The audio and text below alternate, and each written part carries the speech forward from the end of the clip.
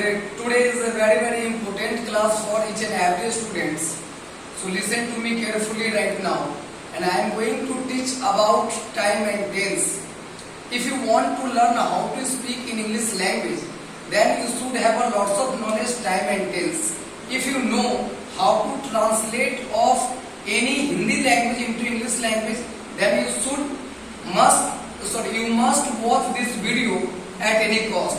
And today's class I will try to complete whole structure of time and tense. So first of all, look at this board, and I want to tell about what is time. Do you know what is time?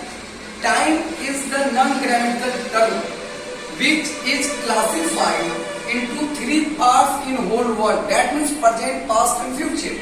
Okay? And tense is a fully grammatical term, and it is the study of different forms of verb to indicate the time of an action. That means what?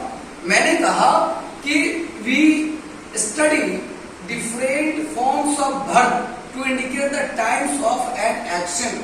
That means what? That means कि हम लोग इसके अंदर V1, V2, V3, V4 और V5 के बारे में अध्ययन करते हैं, ठीक है, और इससे किसी भी काम के समय का पता चलता है.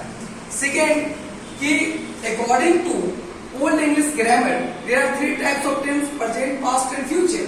But right now according to modern English grammar there are two types of tense: present and past. If you can ask the question to be, sir how can you say that there are two types of tense?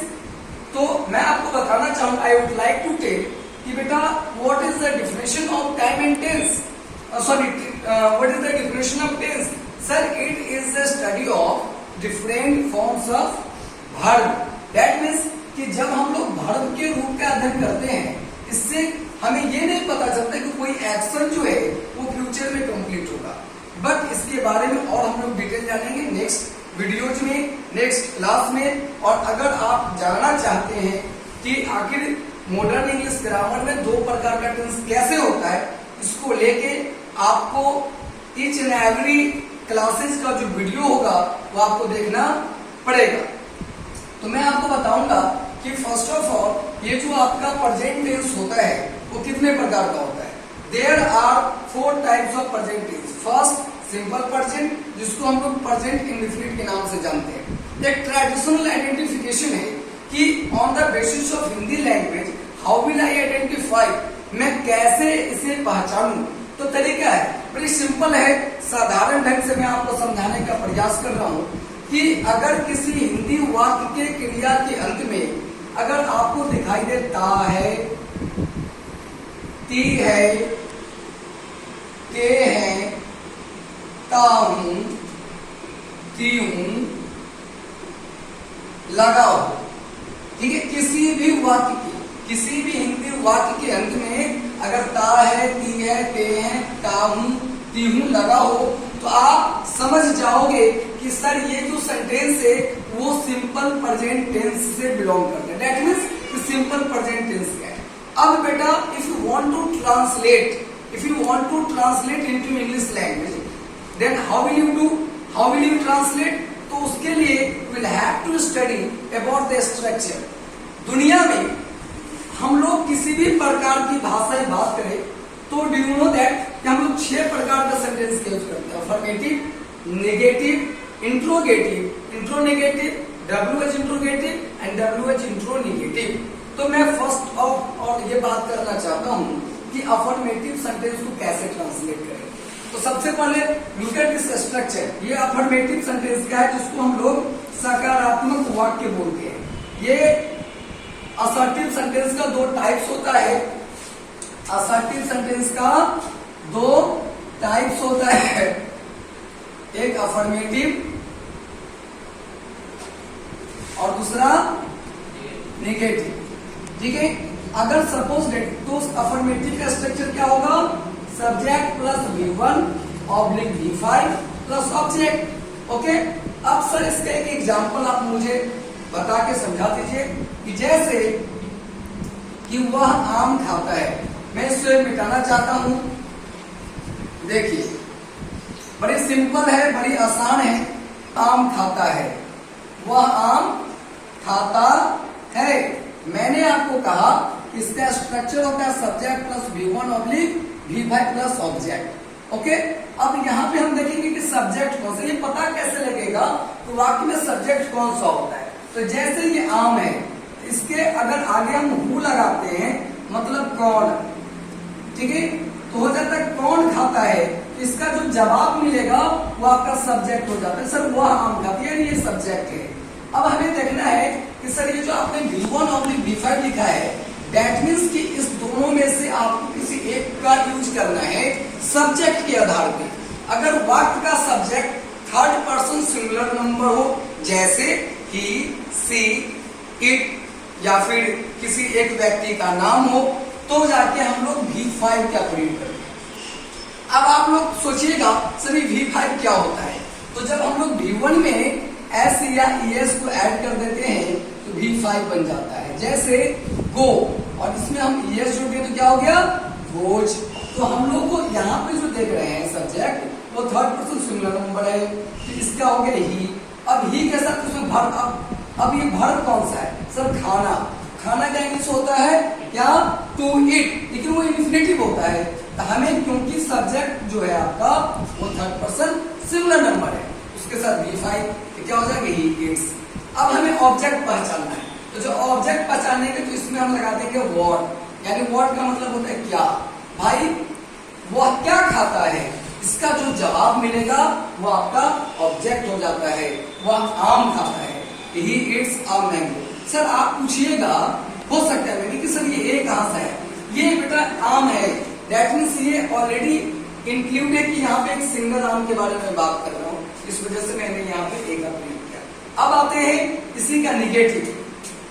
थोड़ा सा suppose that मैं आम खाता हूँ, मैं आम खाता हूँ, तो ये फर्स्ट पर्सन सिंगुलर नंबर है, फर्स्ट पर्सन सिंगुलर नंबर है।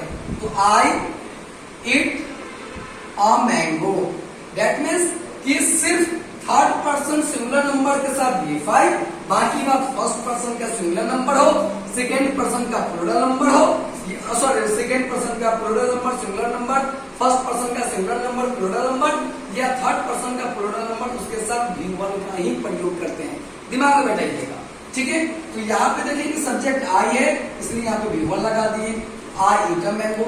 अब बेटा जस्ट अगर हम इसके नेगेटिव बनाना चाहें बहुत आसान है, थोड़ा सा स्ट्रक्चर में चेंजिंग हो जाता है। निगेटिव हु या डज, ठीक है, और प्लस निगेटिव वर्ड नॉट और प्लस V1 प्लस ऑब्जेक्ट। हमेशा याद रखिएगा ये जो निगेटिव वर्ड है उसका यूज हमेशा हम लोग हेल्पिंग वर्ब के बाद करते हैं निगेटिव सेंटेंस में। Try to understand what I am saying, okay. अब जैसे मान लीजिए सपोज दैट कि अब जैसे कि आई होगा first person singular number, first person plural number, आई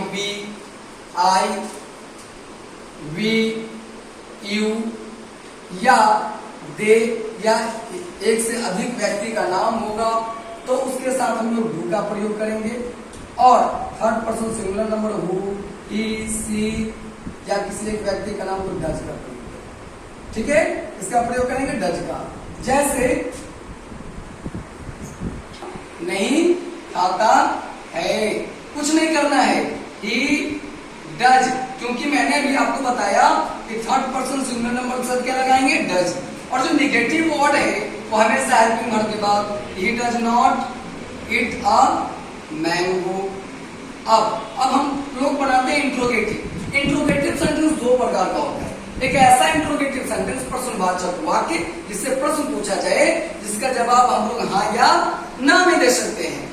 तो अगर इंग्लिश सेंटेंस में अगर उस वाक्य की शुरुआत हेल्पिंग वर्ब से हो, किससे हो, हेल्पिंग वर्ब से हो, तो हम लोग समझेंगे कि इसका जवाब हाँ या ना में देना है। तो जैसे कि और हिंदी वाक्य में उस वाक्य की शुरुआत किससे होगा, क्या से, क्या वह आम खाता है, क्या वह आम खाता है, और साइन ऑफ इंट्रोगेशन देना मस्ट बी नीडेड है।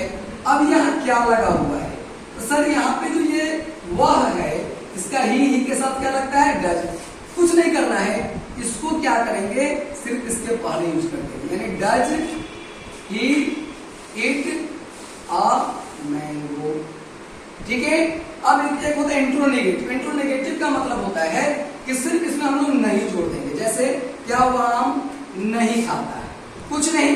तो इंट्रोनेगेटिव में हम लोग नेगेटिव वर्ड का जो प्रयोग करते हैं वो ये जो सब्जेक्ट है उसके बाद does he not eat a mango.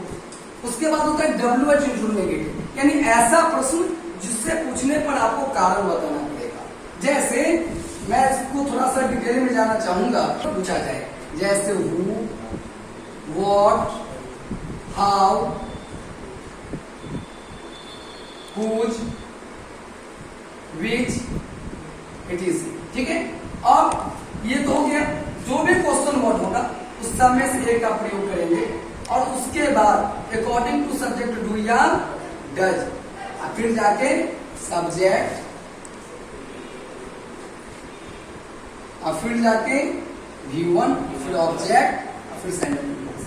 जैसे मैं कहूं कि वह आम क्यों खाता है, वह आम क्यों खाता है, कैसे इसको बनाएंगे कि सर क्यों का इंग्लिश क्या है, ये WH वर्ड है जिससे पता चल रहा है कि प्रश्न पूछ रहा हूं। वाई, इसमें एक वर्ड हम यूज कर रहे हैं वाई, यहाँ पे वाई लिखेंगे और अकॉर्डिंग टू सब्जेक्ट ये ही है, इसके साथ डज लगता है। Why does he it a mango. अब इसी का अगर निगेटिव बनाना होगा तो कैसे बनाएंगे, कुछ नहीं है, सब्जेक्ट के बाद क्या लगा देंगे, नॉट लगा देंगे, वह आम क्यों नहीं खाता है। सो ये आपका सिंपल प्रेजेंट टेंस का मैंने आपको पूरा स्ट्रक्चर कंप्लीट किया विद एग्जांपल। अगर आप चाहते हैं कि बहुत कम समय में हम इंग्लिश बोलना सीखें तो you must watch this video regularly and you should follow this channel. और अगर आप इसको देखना अगर आपको अच्छा लगा तो please subscribe this channel and watch regularly this video. Thank you so much.